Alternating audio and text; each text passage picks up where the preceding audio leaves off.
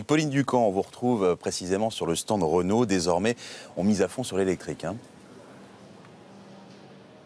Oui, alors la voiture électrique, en fait, ça fait une décennie qu'on en parle sur tous les salons et pourtant on ne les croise pas vraiment dans la rue puisque l'année dernière, ce sont 27 000 voitures électriques qui ont été vendues en France et pourtant il y avait eu un décollage du marché. Mais alors, ce mondial 2018 pourrait bien marquer un tournant puisque sur ce salon, pour la première fois, arrivent des SUV électriques. On a par exemple sur le stand du coréen Hyundai le petit Kona électrique, donc un petit 4x4 urbain avec un moteur électrique. Alors le SUV électrique, c'est un peu la rencontre de deux mondes. D'un côté, ce que veulent les autorités, c'est-à-dire des voitures sans émissions de CO2, avec beaucoup moins de pollution dans les villes, et puis de l'autre, ce que veulent les consommateurs, puisqu'au mois d'août, une voiture sur 3 vendue en France, eh bien c'était un SUV, un de ces petits 4x4 urbains. Alors reste cependant toujours la question du prix des voitures électriques, puisque selon une récente étude, plus de 50% des Français trouvaient que les voitures électriques étaient encore beaucoup trop chères, et ce malgré un bonus de 6 000 €.